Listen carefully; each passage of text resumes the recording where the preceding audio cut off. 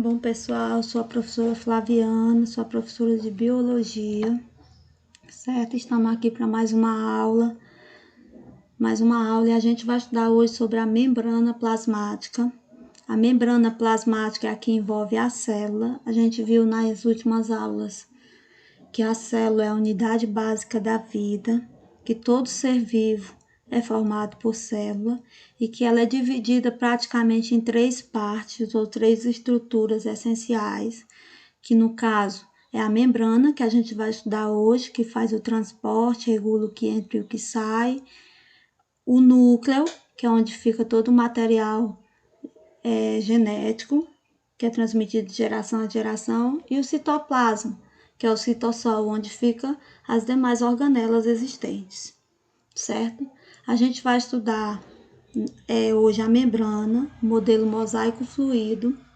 Mosaico fluido, por que esse nome? Porque mosaico vem de proteína e fluido vem de lipídios, certo? Então, é a composição química existente na membrana plasmática, que é lipídios e proteína. Esse modelo foi descoberto em 1972, certo? A membrana ela é composta por uma camada de fosfolipídio, é chamado bicamada porque é duas, uma em cima e uma embaixo, que ligam o meio externo ao meio interno. Ela é formada por colesterol. Ela é formada pelas proteínas periféricas e as proteínas integrais. As proteínas periféricas, elas não atravessam a membrana. Já as proteínas integrais, elas atravessam a membrana. Ela funciona como um canal de passagem de soluto, certo? Ou seja, como um transporte, como um elevador que leva e que traz. E ela é formada de glicoproteínas e glicolipídios. Aí aqui a gente pode ver esse modelo da membrana. A gente pode ver que ela é formada pelas proteínas integrais, que funcionam como um elevador, que liga o meio externo ao interno. Ela é formada pelas proteínas periféricas, que ela não atravessa a membrana, mas também ajuda no transporte de alguma substância. Ela é formada por glicoproteína, colesterol, glicolipídios e assim por diante. Ela é formada por uma bicamada de fosfolipídio, porque esses bonequinhos aqui redondinho que tem duas perninhas são os fosfolipídios, certo? Aí as propriedades da membrana. Ela tem permeabilidade seletiva, ou seja, ela tem a capacidade que a membrana tem de controlar o que entra e o que sai da célula. Ela funciona como o muro da escola e o chaguinho ali no portão. Ele controla quem entra e quem sai da escola. Então, ela tem permeabilidade seletiva, que é a capacidade de controlar o que entra e o que sai da célula. Ela tem baixa tensão superficial, que é devido à grande maleabilidade da membrana. Ela tem alta resistência elétrica, que é devido à presença de fosfolipídios, que são péssimos condutores de eletricidade. Ela tem alta resistência mecânica, que é devido à grande elasticidade. Ela tem a capacidade de se regenerar, ou seja, se reconstituir até certos limites. E ela tem elasticidade. As moléculas de fosfolipídio e colesterol presentes na membrana tornam a estrutura maleável. A membrana, ela controla o que entra e o que sai, é por isso que a gente diz que ela tem permeabilidade seletiva. E esse transporte, ele pode ser passivo ou ativo. Ele pode ser passivo quando não há um gasto de energia. Quando não há um gasto de energia, esse transporte passivo ele é dividido em três tipos de transporte, que é o difusão simples, difusão facilitada e osmose. A difusão simples, ela tenta controlar, ou seja, equilibrar a passagem de soluto, ou seja, onde tem mais para onde tem menos, para que haja um equilíbrio. Um exemplo seja esse, olha aqui, eu tinha mais, passou para cá, para que ambos fiquem equilibrados. Então, isso eu chamo de difusão simples, de onde tem mais para onde tem menos. A difusão facilitada também é o mesmo processo, é de onde tem mais para onde tem menos. Só que a difusão facilitada, ela já é feita pelas proteínas integrais. Lembra as proteínas que eu disse que não atravessariam a membrana? Então, ela pega esse soluto, engloba ele e leva para o outro lado da célula. São chamados de proteínas facilitadoras ou proteínas carregadoras.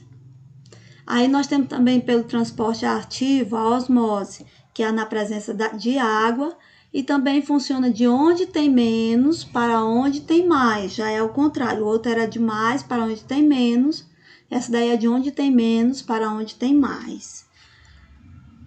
E nós temos o transporte ativo, que é o que nós chamamos de bomba de sódio. Também a bomba de sódio é de onde tem menos para onde tem mais.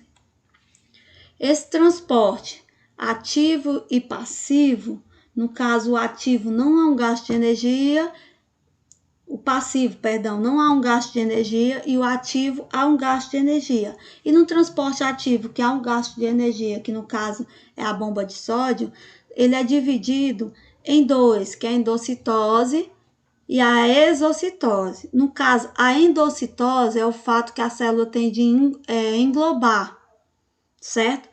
Englobar o quê? Partículas. Essas partículas são o quê? Essas partículas podem ser fagocitose ou pinocitose.